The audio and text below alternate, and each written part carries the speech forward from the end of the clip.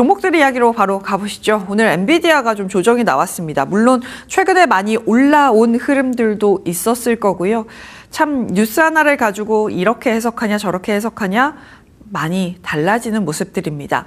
오늘 같은 경우는 엔비디아가 아폴로, 블랙스톤 그리고 블랙록 산하의 지금 인프라스트럭처 파트너스, 브룩필드, 골드만, KKR 이런 곳들과 함께 AI 인프라 구축에 필요한 자금 조달 방안을 마련 중이라고 합니다. 그 규모가 5천억 달러 수준이 될 거다라고 하고요.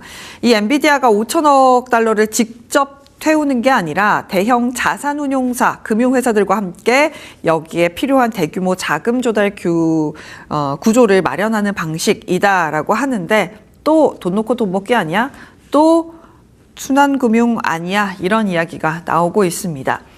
젠슨왕은 계속해서 판을 키우겠다라고 이야기를 했고 그 판을 키우는 모습들이 나타나고 있는데 이것이 순환금융일지 아닐지는 지나봐야 한다라는 평가들 나오고 있고요. 어쨌든 간 엔비디아 이 소식 나오면서 2.8%대 하락으로 지금 117달러 수준에서 거래 마감 짓는 모습들도 확인해 볼 수 있었습니다.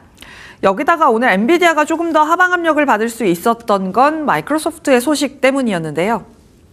AI 칩 마이야 300을 가을쯤에 공개하겠다라는 소식이 전해졌습니다.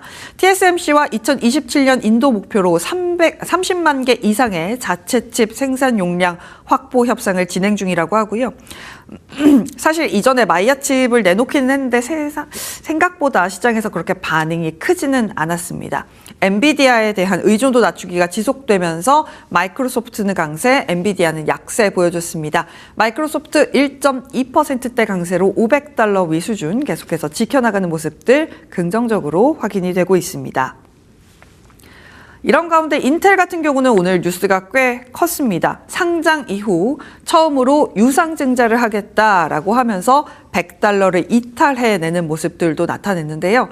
보통주 추가 발행해서 150억 달러의 증자를 하겠다라고 합니다. 증자 이유에 대해서는 지금 고객들이 AI에 엄청난 투자를 계속하고 있어서 이 수요가 지속 가능해 보인다. 피지컬 AI, 전용 칩, 첨단 패키징, 외부 웨이퍼, 발전 여러 가지 돼야 되는데 이게 인텔의 성장을 줄 것 같다.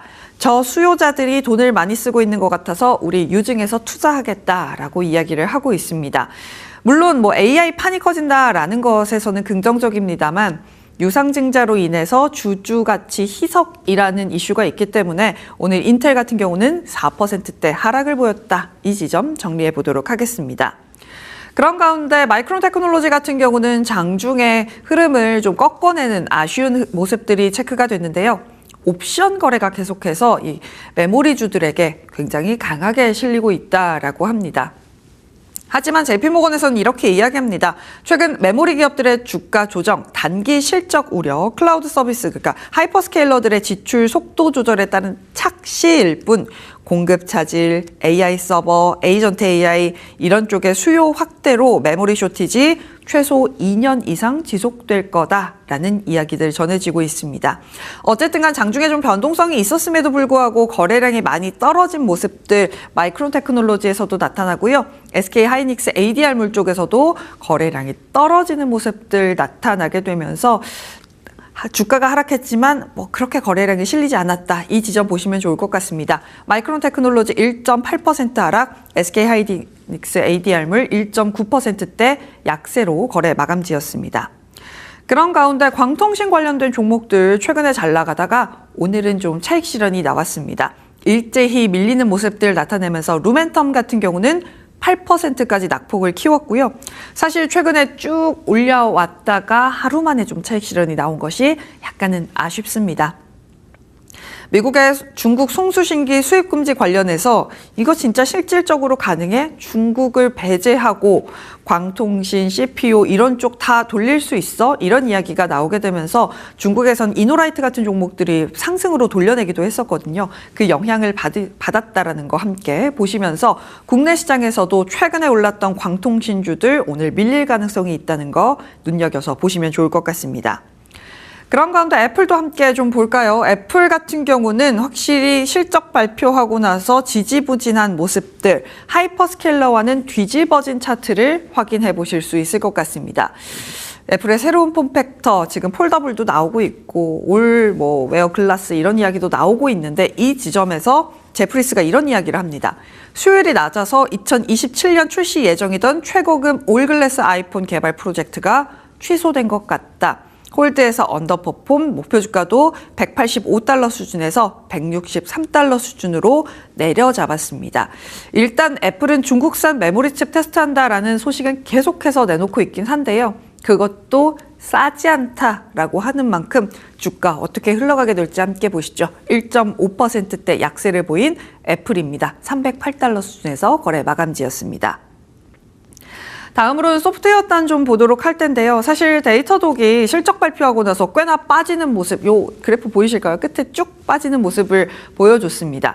하지만 가이던스가 생각보다 시장 예상치를 하회하는 모습들이었거든요. 그래도 괜찮다라는 분석 속에서 데이터독을 필두로 오늘 소프트웨어 있는 종목들 상승세가 함께 나타났습니다. 시티에서 분석을 해준 건데요. 목표 주가 300에서 305달러로 올려줬고요.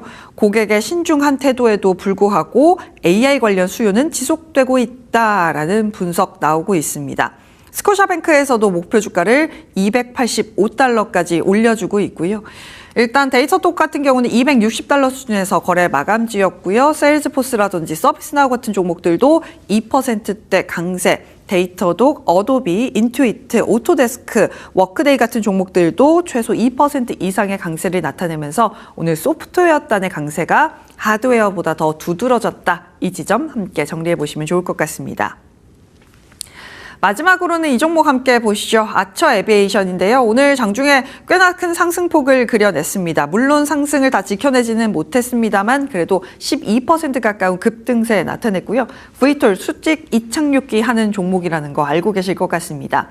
일단 뉴스 내용이 좋았습니다. 보잉의 자회사 세 곳에 인수를 하겠다라는데요. 요 세 곳을 인수해서 방산, 우주항공, 플랫폼으로 좀 확장하겠다라고 합니다. 보잉 쪽에서는 아처 지분을 확대하고 투자를 협력하겠다라는 이야기들 나오고 있고요.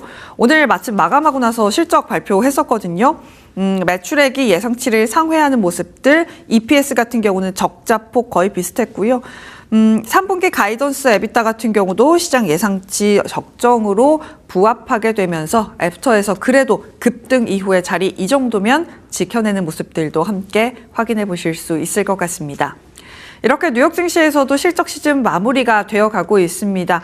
혹시나 실적 확인 못하신 종목이 있다면 정리해 보시면 좋을 것 같고요. 오늘 하드웨어가 아쉬운 모습을 보여줬기 때문에 우리 시장에서는 조금 긴장해 보시는 게 좋을 것 같습니다.